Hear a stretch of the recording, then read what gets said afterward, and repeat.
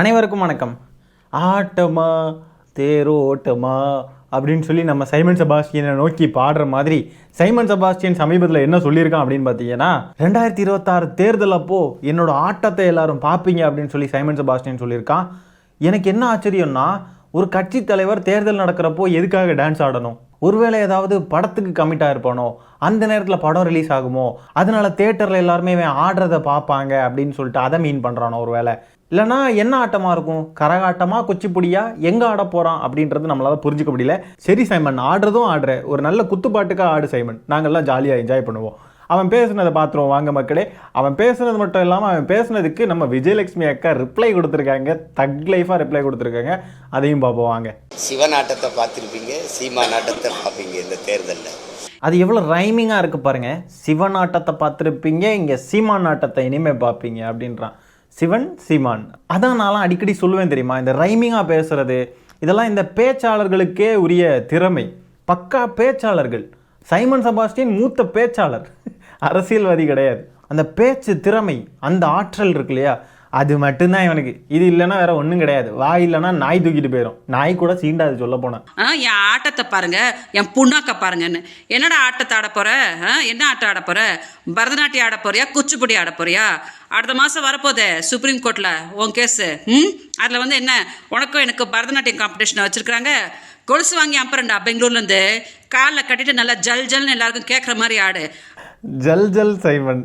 2026 தேர்தலின் போது ஜல் ஜல் என்று ஆடப்போகும் சைமன் குறைந்தபட்சம் டெபாசிட் வாங்குமா நாம் ஜல்சா கட்சி? பொறுத்திருந்து பார்ப்போம். மாமா கேடு கட்டவன் அப்படி இப்படி நீ பம்பனியே, அந்த ஆட்டத்தை தான் உலகமே பார்த்தாச்சு. இன்னென்ன ஆட்டத்தை பார்க்கணும்? தெரியலையக்கா. மக்களை முட்டாள் நினச்சு நிற்கிறியா? என்னைக்கு நீ என்னைய பாலியல் தொழிலாளின்னு சொன்னியோ அன்னைக்கே உன்னோட அரசியல் வாழ்க்கை முடிஞ்சிச்சு சீமான். என்னோட பாவம் உன்னை சும்மாவே விடாது. பிச்சை எடுப்படா, நாசமா போவ. அக்கா, ஏற்கனவே அவன் திரள் நிதினு பிச்சை தானக்கா எடுத்துட்டு இருக்கான்.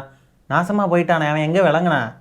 திரள் நிதி பிச்சை, அரசியலில் வெற்றி பெறவே இல்லை அப்படின்றப்போ நாசமாக போயிட்டான், பிச்சைக்காரன் தான். அப்புறம் எதுக்குக்கா நீங்கள் இன்னொரு தடவை சொல்கிறீங்க இதை விட மோசமான பிச்சைக்காரனாவானோ? சரி, அதையும் பார்ப்போம். ப்ரெஸ் கூட முன்னாடி எப்படியோ உட்காந்து பேசிட்டு இருக்காங்க தெரியுமா?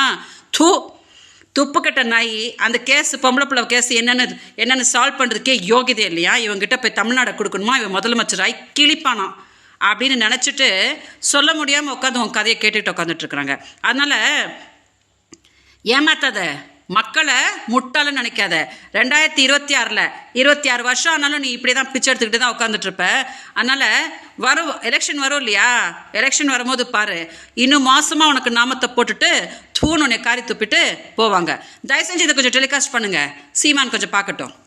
விஜயலட்சுமி அக்காவுக்கு பயந்து ஓடி ஒளிகிற சைமன் செபாஸ்டியன் எங்க? தயவு செஞ்சு இந்த வீடியோவை டெலிகாஸ்ட் பண்ணுங்க, இதை சைமன் பார்க்கட்டும், அந்த நாய் பார்க்கட்டும் அப்படின்னு சொல்லி தைரியமாக டெலிகாஸ்ட் பண்ண சொல்கிற விஜயலட்சுமி அக்கா எங்க?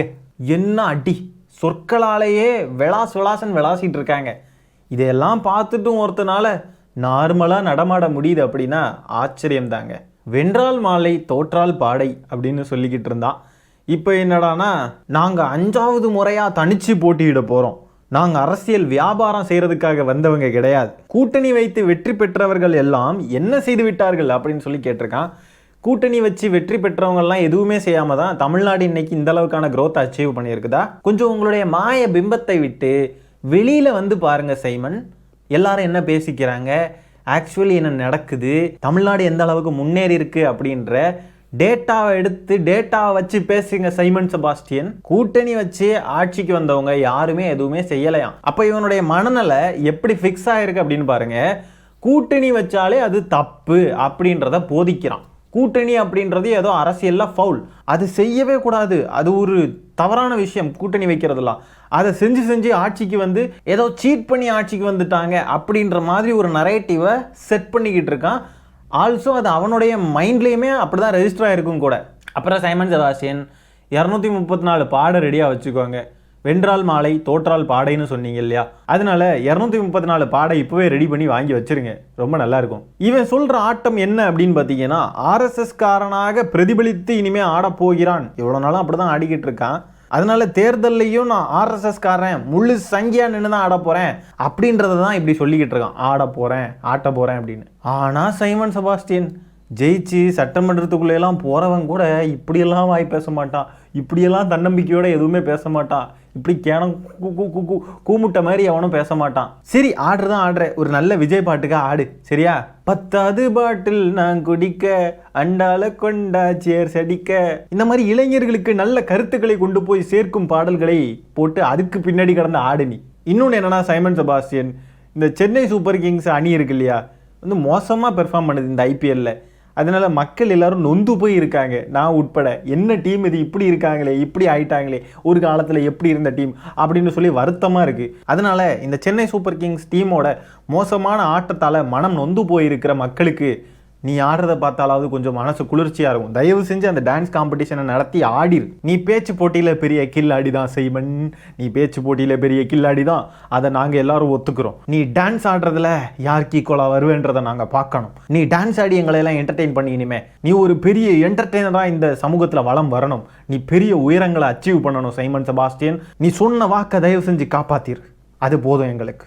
இதில் வேற நான் தமிழர் கட்சி முழுமையாக இயங்கக்கூடிய ஒரு பிளாட்ஃபார்ம் இருக்கு இல்லையா, அதாங்க யூடியூப்பில் தாங்க முழுக்க கட்சியே யூடியூப்பில் தானே நடக்குது. அதனால தான் நான் அப்படி சொல்கிறேன்.